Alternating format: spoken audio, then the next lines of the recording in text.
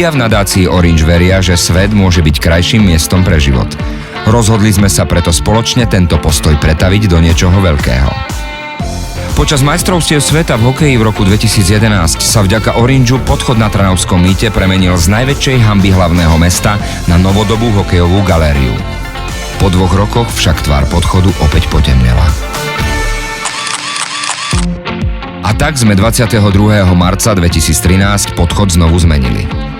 Priamo na mieste sme vyfotili takmer 400 optimistov, ľudí, ktorých portrétmi sme následne pokryli steny podchodu. Vznikol tak priestor plný pozitívnej energie a optimizmu, kadia ľudia opäť s radosťou prechádzali. Trvalo nám to 7 dní. Po 2 dňoch lepenia nám v noci niekto strhol celú jednu stenu. Nevzdávali sme sa. Spotrebovali sme 985 m2 fotopapiera, 170 metrov čiernej pásky, 92 litrov farby, zničili 20 štecov a minuli sme 45 lepiacich sprejov.